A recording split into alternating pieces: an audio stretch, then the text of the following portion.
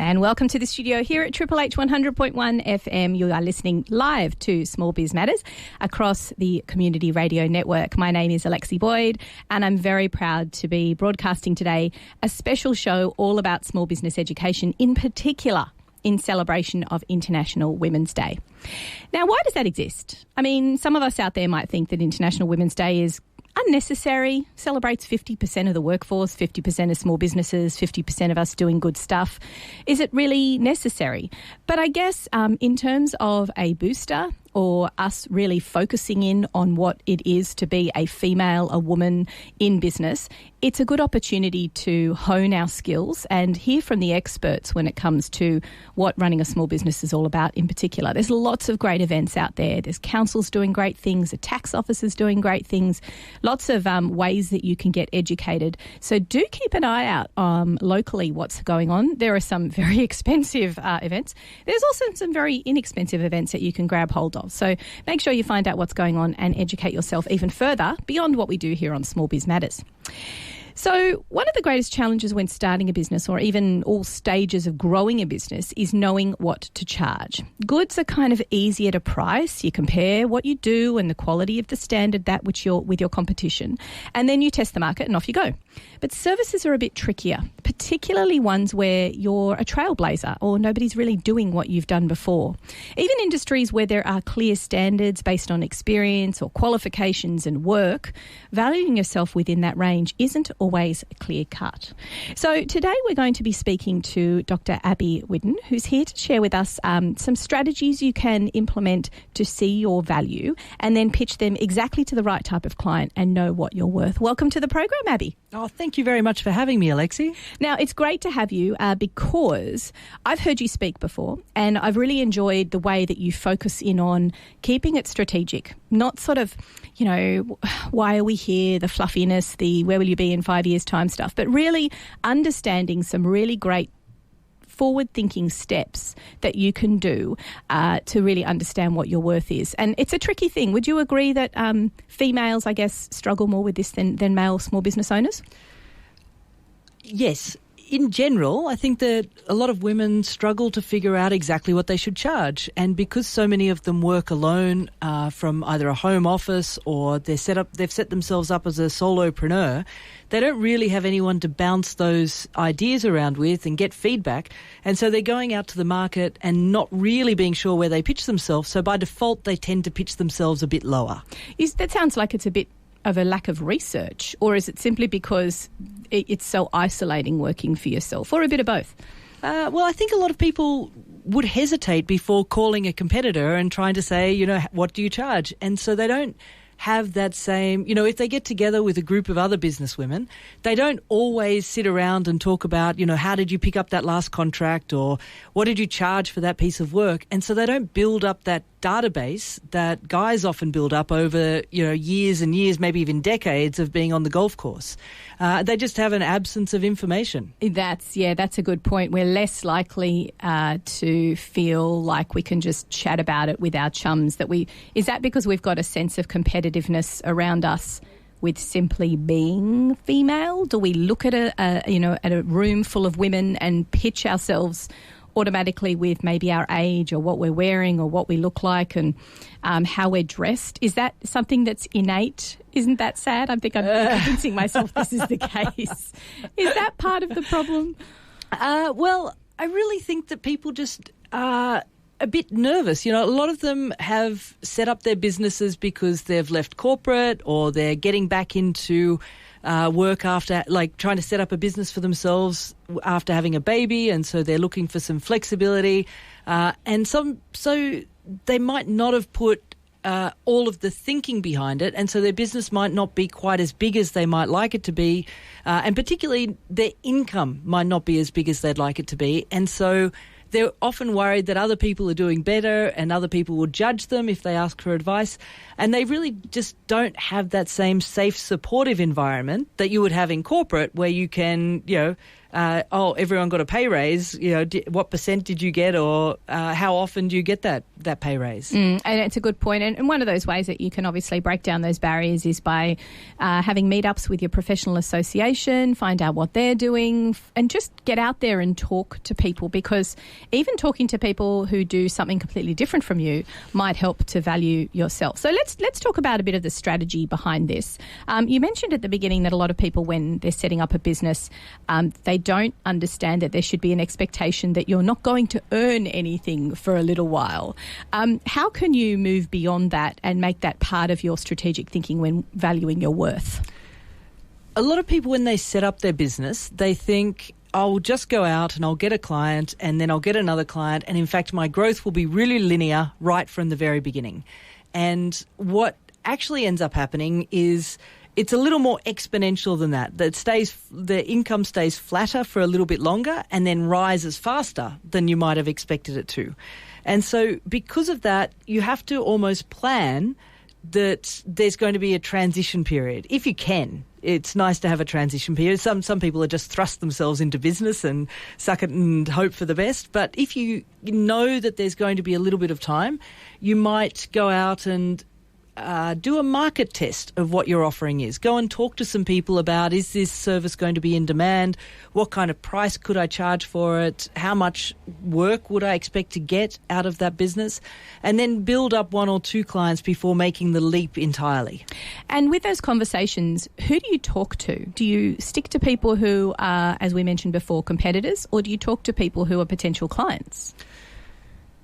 It depends how ready you are to go into business, but a potential client is always going to have more value than a competitor, because you don't know how well the competitor's doing. You don't know what their offer is. You don't know how good they are at selling. They might be terrible at all of those things. And so you'd end up taking advice from someone who's not nearly in a place that you want to be. And that's a good point as well, because you could take advice from someone who's behind you. You could be further down the road than them and not even realise it. So I guess constructing those conversations in a bit of a strategic way to not look like you're mining them for information, but actually asking for advice. Yeah, and so if you find someone who might be a potential client, you can go in and really pitch it as market research. You might say, I'm looking to get into this new area, but before I really make the leap and commit to it, I'm just trying to find out as much as I can about this area. Would you mind if I buy you a coffee and, take half an hour of your time to ask you some questions about your experience in this space and your experience with these particular types of problems?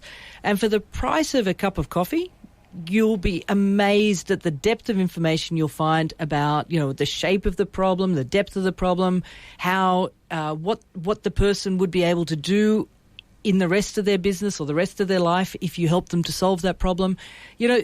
Helping somebody solve a problem goes far beyond just that problem at hand. It has a ripple effect in other areas as well. So you have to also just be a little bit ready to say, at the end, because they might say, oh my God, I'm so glad that we're talking about this. How can we help and when can we get started? If you are ready to get started, that's great. But if you're not, just say, look, I want to tighten it up a little bit further. Let me come back to you in 2 weeks or 4 weeks or 6 weeks.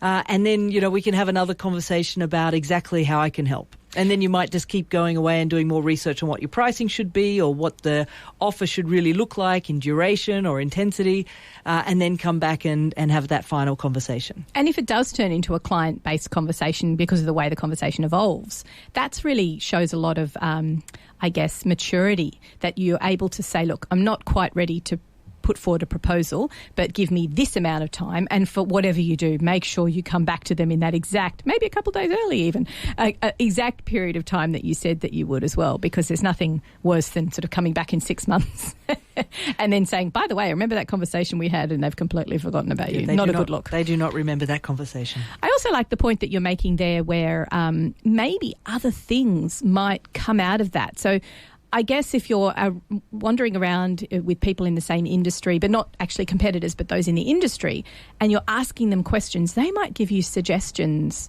of other ways that you can make an income in the same way that you hadn't thought of before. So just write stuff down. Like, I don't know about you, but after having children, my brain is a sieve.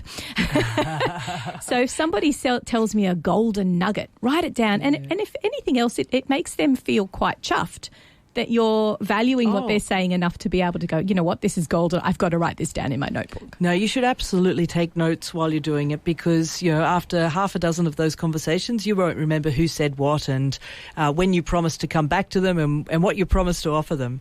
But just let me go back to the person who you do the interview with. You want to make sure that you're interviewing the right type of client. If I can just use a hairdresser analogy for a minute. Like, let's say that because everybody knows hairdressers. You have got Just Cuts, which, you know, for a cut and blow dry is probably somewhere around that $30, $35 range. You've got a high street or a suburban high street hairdresser at $60 to $80 a haircut for a cut and blow dry.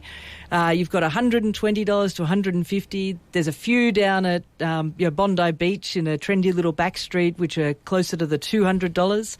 And if you go down to Surrey Hills, Commonwealth Street, Surrey Hills, there's a guy down there who is charging $700 for a cut and blow dry. And just leaving the outliers out. So leave out the Just Cuts and leave out the $700 guy. But, focusing on that $60 to $120 haircut. Even though it's still a cut and blow dry, there's probably not a lot of difference in the quality of those hairdressers. And in fact, the person who's charging $120 probably isn't paying double the rent, and they're not paying their apprentices double, and they're not, like, they might have fancier coffees, but it's not extraordinarily fancy coffee.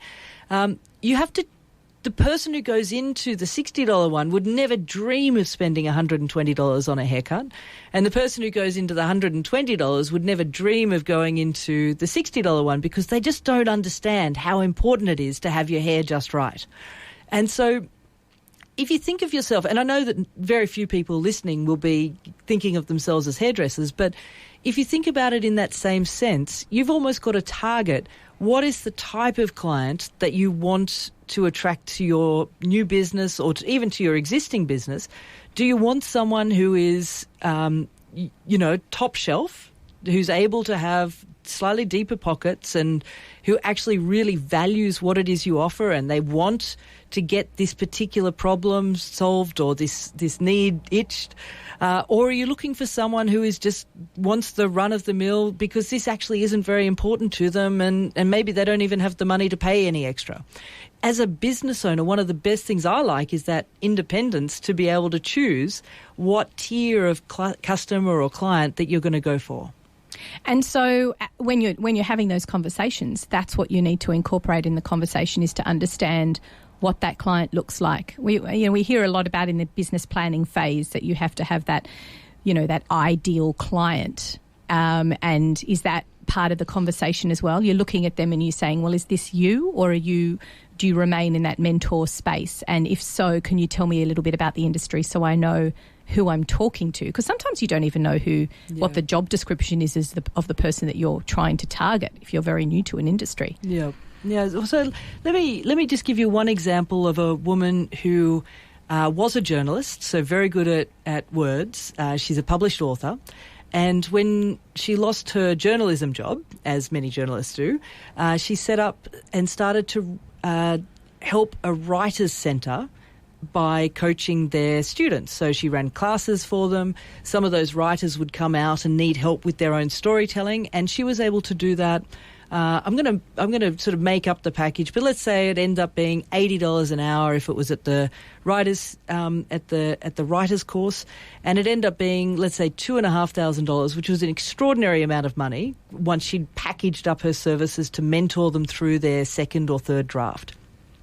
Taking exactly those same skills, she's now working for large corporates, so ASX-listed blue chips, companies all of us would recognise, and she's selling those same types of skills, so helping them to develop their strategic narrative or helping them with their storytelling, and is now able to make somewhere between $17,000 and $35,000 for exactly the same amount of time and effort that she was getting for that $2,500 job.